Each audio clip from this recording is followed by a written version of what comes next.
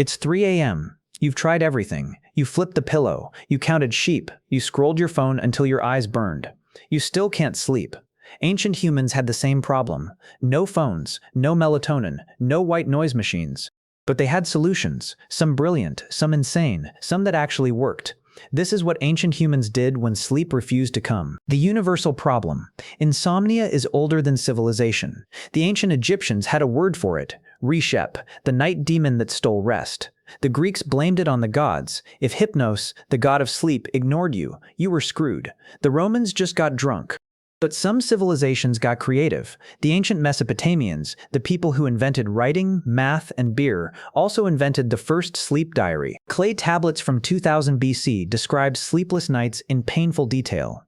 The night extends. I toss and turn. The darkness mocks me. Sound familiar? They tracked everything. What they ate, when they slept, what they dreamed. Why? Because they believed insomnia wasn't random. It was a message. Your body was trying to tell you something. The gods were trying to tell you something. You just had to figure out what. So they built an entire science around sleep, and some of it actually worked. The Egyptians, opium and rituals. The ancient Egyptians didn't mess around. If you couldn't sleep, you visited the sweat, the dream temple. Priests would prepare you, fasting, bathing, prayers to Bez, the dwarf god who protected sleepers. Then they gave you the solution, opium, mixed with honey, dissolved in wine, sometimes with a little henbane for extra kick. You drink it, lie down in the temple, and wait. The priests believed the gods sent dreams to the worthy. If you had insomnia, it meant the gods were blocking your dreams. The opium opened the door. Did it work? Absolutely. Was it healthy? Not remotely. But Egyptian nobles swore by it. Cleopatra reportedly used opium tea every night. She slept like the dead. Literally.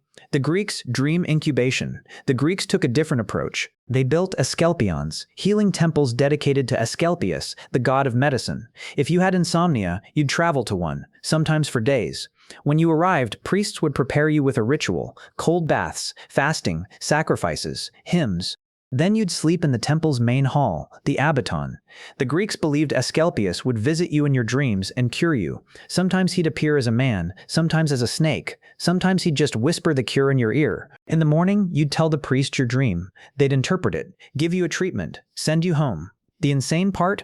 It worked. Archaeologists found thousands of inscriptions at these temples. I came sleepless. I left cured.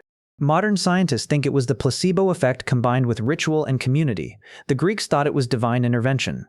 Either way, people slept. The Romans, practical brutality.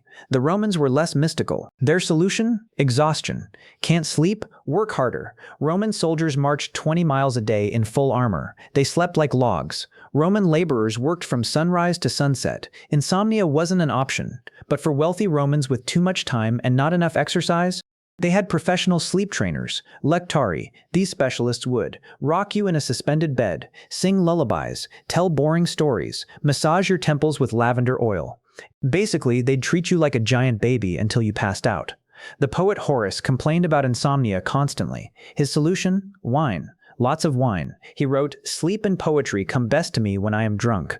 Not medical advice, but very Roman. The Chinese, TA and timing. The ancient Chinese approached sleep like engineering. They invented sleep hygiene 2,000 years before modern science.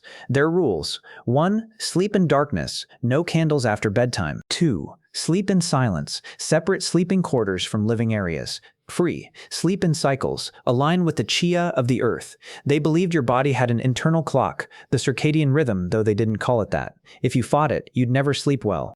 So they tracked sleep patterns obsessively. They also invented the first sleep tea, not chamomile, valerian root, harvested at midnight, dried in moonlight, brewed in spring water. It tasted like dirt, but it knocked you out. Chinese emperors had entire teams dedicated to their sleep. The Imperial Sleep Council monitored. Room temperature had to be exactly cool, pillow height adjusted nightly, dream quality recorded every morning. If the emperor had insomnia, heads rolled. Literally. So the council made sure he slept. The Vikings embraced the dark. The Vikings had a different problem. In winter, Northern Europe gets 20 hours of darkness. In summer, 20 hours of light. Your circadian rhythm doesn't know what to do, so Vikings invented two sleep. They'd sleep in two chunks. First sleep, sunset to midnight. Wake period, 1-2 hours of quiet activity. Second sleep, until dawn. During the wake period, they'd tend fires, tell stories, have sex, documented in sagas, pray, plan raids. It wasn't insomnia, it was biology. Modern sleep scientists discovered Vikings were right. Before electric light, humans naturally slept in two phases. We called it insomnia. They called it night work.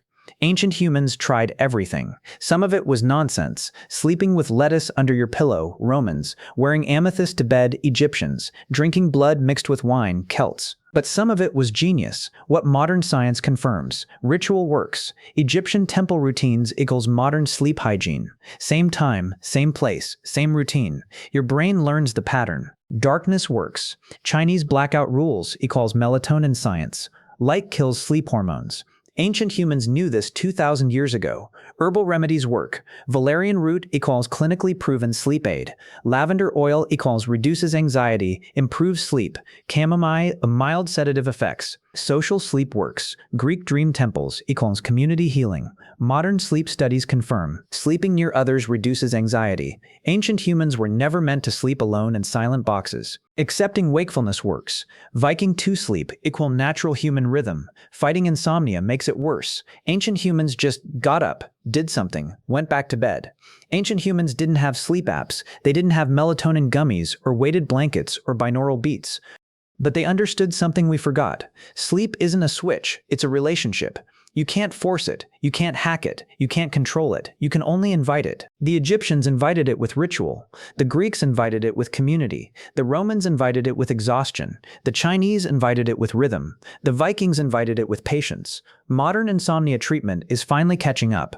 Cognitive behavioral therapy for insomnia, the most effective treatment we have, is basically ancient Egyptian sleep temples plus Chinese sleep hygiene plus Viking acceptance. We just gave it a new name. So next time you can't sleep at 3 a.m., don't fight it, don't scroll, don't panic. Do what ancient humans did. Get up, light a candle, read something, breathe, then try again. Because the secret to sleep isn't in your phone, it's in the 10,000 years of humans who couldn't sleep before you and figured it out anyway. Forged by ancients, where the old ways still work.